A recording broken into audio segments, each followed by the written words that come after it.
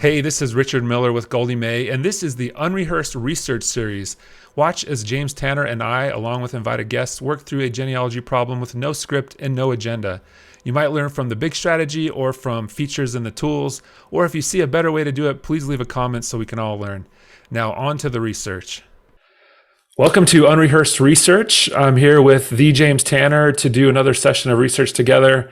This time we're going to look at a different place, different time. This is the second cousin of my grandmother, or rather her husband. And so I thought this would kind of give us a new area to look at. James, hey, how are you? Good morning. Howdy. And he born in British Columbia, Canada, and then emigrated to the U.S. through San Francisco after 1950. So we won't find him in any of the U.S. censuses. And then we have an SSDI record for him, 1981, death record 1981. And really that's about it. So my grandmother's second cousin is this Thelma Wilson, which was his third wife. We don't even have a marriage record for that marriage. But then so here's kind of the reality of it. And this is where we'll need to start. The reality is that it's harder to find information about people who were alive after, I'm going to just give you an arbitrary date, 1960, than it is to find them in the 1800s. There's that sweet spot in the 1800s, yeah, right? The reason for that is that we have pretty strict privacy laws in the United States about different kinds of records. And so most of the records that would be helpful would be subject to these privacy limitations, and or the other possibility is that many of the jurisdictions charge for their copies, which is a very good source of income for them, and so they're not going to make them freely available. Even if they're mostly free for a very low price, then basically they have two levels, which is certified level and basic level. Oh, okay, yeah. If you need a certified record, why someone would need a certified record in this time period is once you pass away and you go to a mortuary, you're going to find out in the United States that normally they will tell you you'll need X copies, 5, 10 copies, certified copies of the death certificate, because there's all sorts of people out there, from utilities to banks, that are going to want to see a certified copy of the death certificate. So it's just a situation. It really doesn't have anything to do with the court proceedings like probate, although you may need a certified copy of the death certificate if there's a contested probate. So okay. there's lots of things that would require that.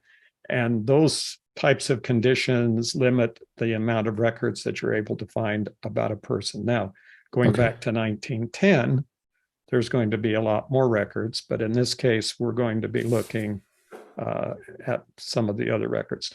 How about you click in the upper right-hand corner and it says go back to the old person page.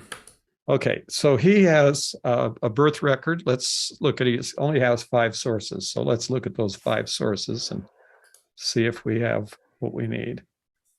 We have a death registration. We have some naturalization records. And we have a Social Security death index and a California death index. Okay.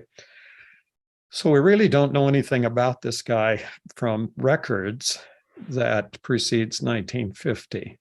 But what we want to do is look at this is a naturalization index record. So click on that index record. And let's look at that original document, the record we're looking at. Okay.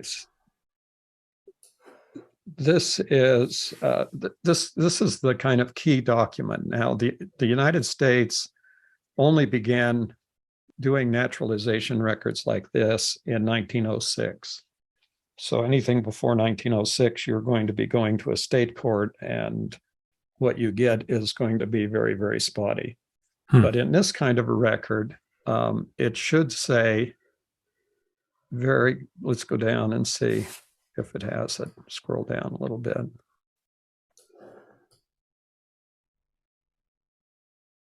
Okay. Let's go back up now. So we've now seen the docket. Okay, so it says that he was married on such and such a date in Hayward, California in 1954. So it is possible that a 1954 marriage record would be done. And it says, so he was born in Kamloops, British Columbia. Yes, that sounds on right. July 20th, 1910. So keep this open, go back. Let's go back to his record in Family Search and look at the details. There it is, July 1910. So we do have a record of that to show that that's the case. Okay. We do, let's scroll down. Let's see, we might have, we do have his parents. And if you click on his father, let's see what we've got for him. Let's see this full profile. Yeah. Okay. We have him 1882 in Italy, and that he died in British Columbia. So just from interest's sake, this is kind of the record which I have seen. I'm up to I'm over 450, and about 80% of them are exactly what this record looks like. Really interesting. Yeah. Those are the consultations for the Family History Library in Salt Lake City. And basically the issue here is, what if somebody wanted to get Italian citizenship? Now, oh, right. Okay. That's very common. And we go down to look again at him. Well, we're looking at him, and it says he was born in Italy. Well, that's the case. So our research for an immigrant is going to begin in the country of arrival.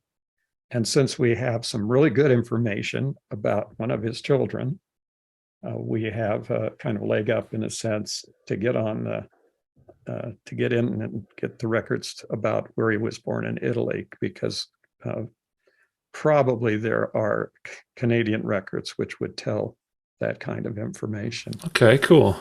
Okay, but let's look at we have to kind of focus on each of individual and make sure that we understand what we're doing before we move back and just jump back. It's always really tempting to jump. Oh, let's go back and look for this guy, because we don't know about him. Well, if you forget all the facts that you need to know to find this person and where he was born, it's not as easy as it sounds unless you have done the significant amount of research for all the people who are his descendants.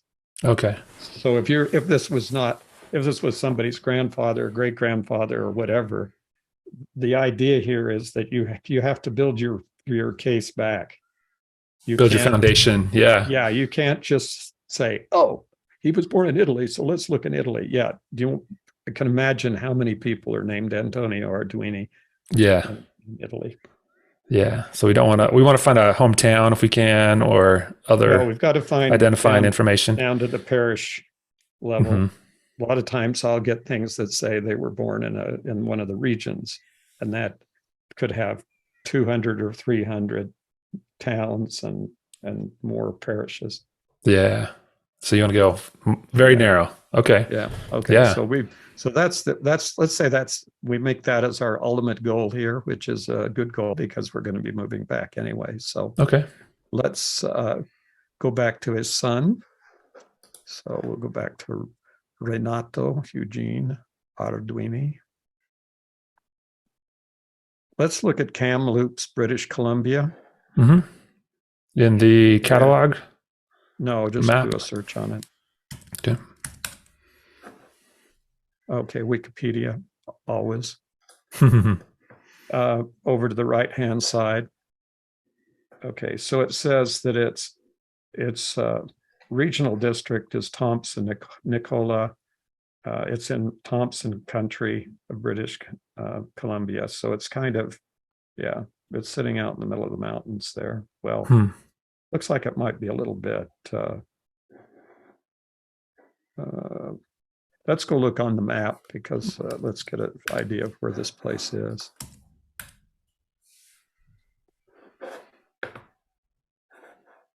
Well, it is definitely not very big. No, it's out in the middle of the mountains. Okay. And you're getting a And sense here of how many people would be named Antonio Arduini here, and well, you're such a small place. There's probably no one else there by that name. yeah.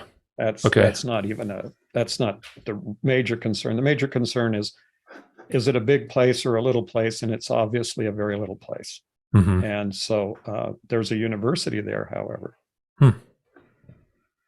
as we go I didn't zooming catch in, that. Yeah, interesting. Okay. Thompson Rivers University. Okay. The reason why that's notable is because universities collect records, Interesting. Okay. and so there may be Yeah. some Great records point. here. And so this is just, this is just the absolute procedure for understanding and making sure you're looking like your reality instead of just, well, we need to look at Canadian records. Yeah, well, we could look at Canadian records till, the end of time. But we can narrow it down to exactly what we want to do. So let's go see if what we know now on family search gets us any direction. Okay. We're going to go look, we want to look for Kamloops. And the simplest way to do is go to the catalog and see if that even comes up as a name. Let's see if I got. So if we go to the catalog and put in just Kamloops, we'll see, yep, there it is. Okay. Okay, search. Okay, we've got cemeteries, directories, but he died here in the United States. Mm-hmm. So there's not, I'm not going to get all that. 1895 would be too early. Yeah. Funeral home genealogy. He would not have been probated in British Columbia if he died in the United States. But did he own property in British Columbia? Did he continue to own something there in British Columbia? That would be an interesting question. Yeah, good thought. He would have been in his 40s when he left. Yeah. So if we look, let's look up a level, because you're going to need to go up to and go down to land and property records. So we're not going to be able to do the research today. Obviously, this isn't going to work, but we can go through, this is where you would start to look, because it's probable that even if he didn't own the record, well, he lived there until he was around 1950 or 53. Yeah. And so it's very possible that he owned some land and he might have sold it at the time that he left or whatever. And so there's going to be transactions in there, and there's always the possibility that you would be finding this person in the transactions. Okay. Now there's the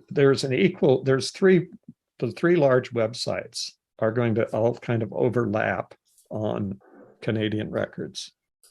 First of all, you've got Family Search, which obviously, what we're seeing already is there are a significant number of Canadian records. But we also have Ancestry, and Ancestry has kind of focused over the years on British Isles and English-speaking records. Would be a better way of kind of like Commonwealth stuff. Yeah. Yeah, they do have a few others, but you'll find out that they're kind of sketchy. But they do have a lot of Canadian records. And then the third one, of course, is Find My Past, because that's a British company. Now, here's the problem. The objective here is we have an immigrant. He's not somebody that's going to go back to England or going to go back, in time with the English records. Yeah. So we're going to have to be focusing between short window in Canada. Yeah, because this guy, the father, died, was born in 1882. So we'll assume that he came to Canada, probably when he was about 20 or 30, between 20 and 30 years old, or maybe even earlier. And so we have, basically the only record we have for the father is the Canadian British Columbia death registration. Let's have a look at that and see if it gives us any information. There's no image. He died in 1918. So he died shortly after his son was born. And yeah. He was only 36 years old. And but we do have his parents' names right here. Mm-hmm. So that's also That's helpful. Yeah. Yeah. So are they on? Let's look and see if they're on Family Search Can't real quick. remember if they are. Yeah, they are.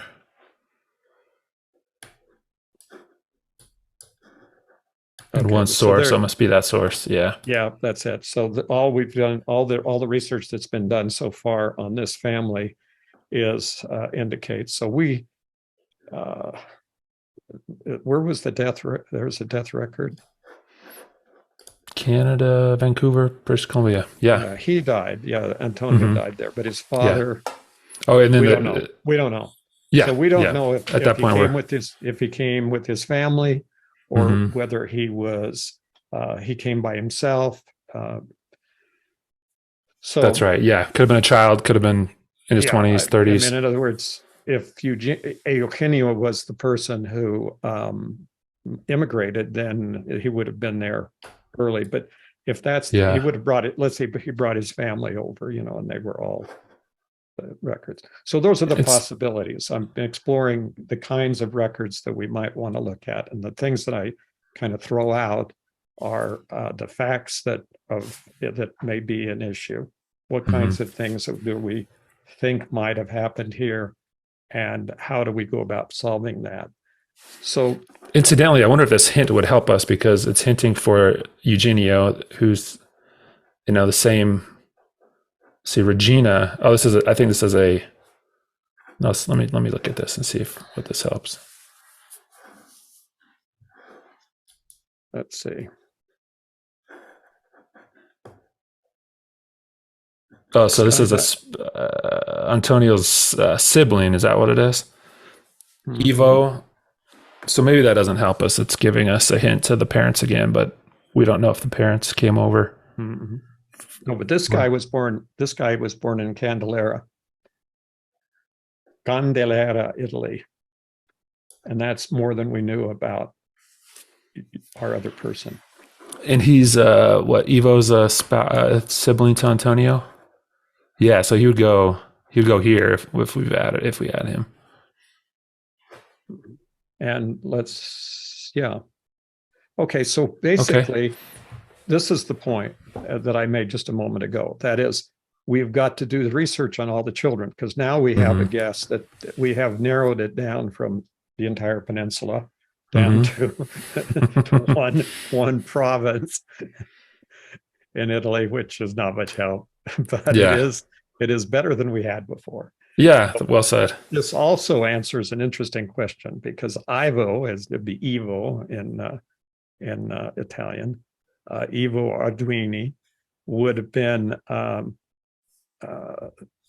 It's possible he was born in 59, died in 59, and he was born in 83. Go back to your Antonio guy. He was born in 82. He was born in Italy, and we now know he was born in Candelaria, because they both from. Yeah. Okay, that's helpful. Now we could add some information. I mean, every time we do that, and we need to add that brother in as a sibling. So I'll go ahead and do that.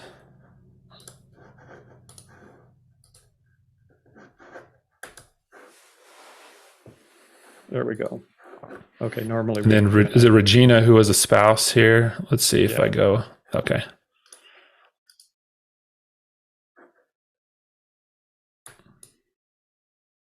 His spouse.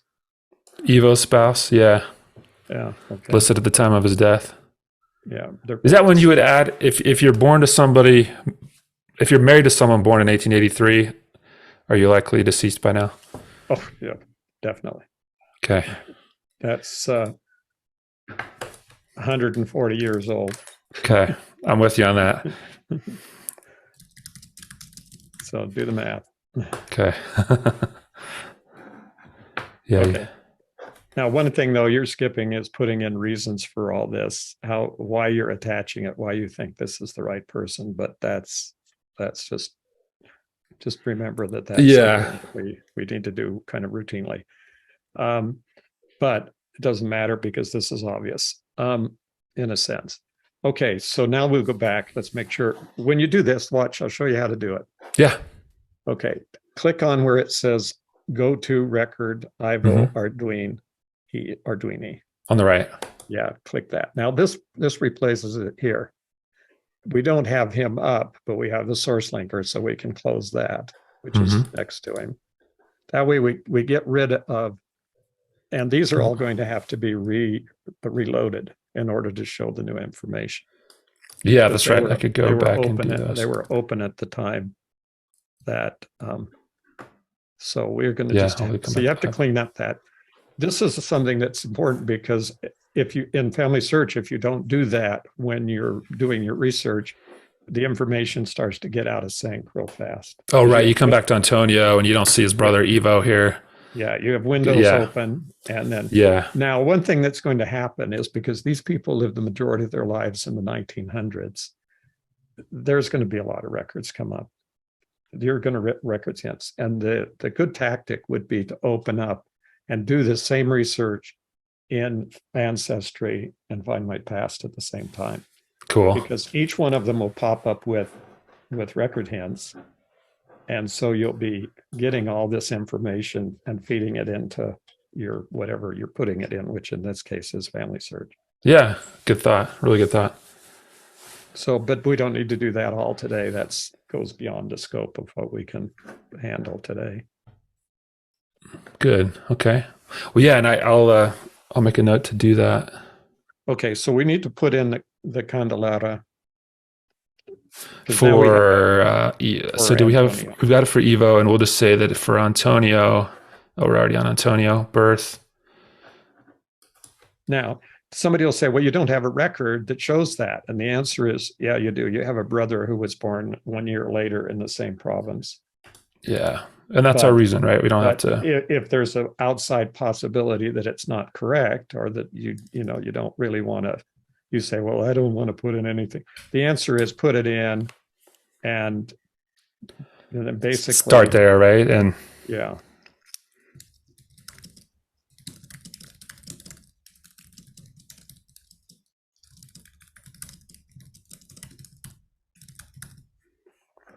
Okay, so this gives us quite a bit of information.